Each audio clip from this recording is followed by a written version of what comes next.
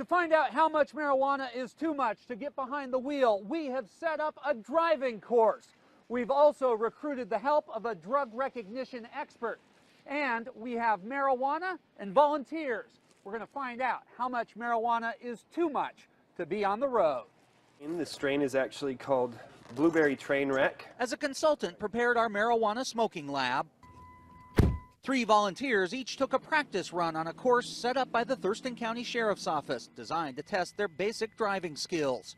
In the car with them is Cascade Driving School instructor Mike Jackson, who has a brake on his side of the vehicle for safety. I can either grab the wheel or I can touch the brake and bring him to a safe stop. Our first volunteer, Addie, is a 27-year-old medical marijuana patient and heavy daily user who had smoked some pot prior to arriving. A blood test before our experiment began showed she came to the track already 3 times the new legal limit for driving under the influence of marijuana.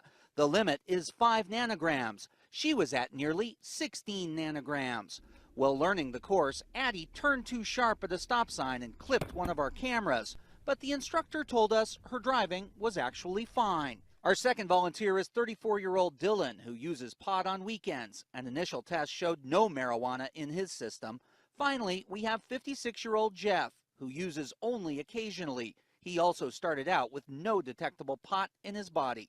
All right. Next, we had the volunteers start smoking marijuana. We gave them each 0.3 of a gram of pot to smoke, and from the light to the heavy user, asked them how they felt. Feeling really buzzed.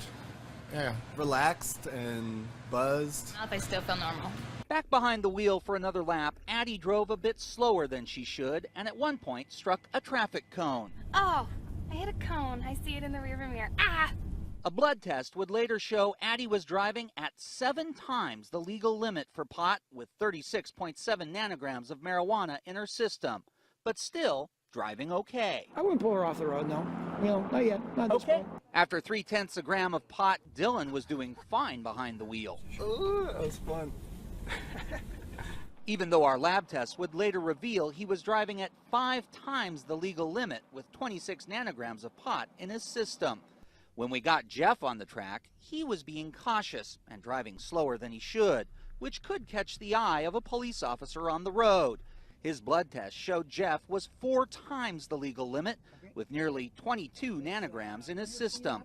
But again, his driving, while slow, was still at acceptable levels. He did real well. We had our volunteers smoke and drive 2 more times until they had all smoked 0.9 of a gram of pot, and they were feeling it. I'm starting to get it. Oh, yeah. I can feel it in my eyes. I can feel it in my body, in my head. I don't know if I can get, much more stoned, even if I keep smoking it.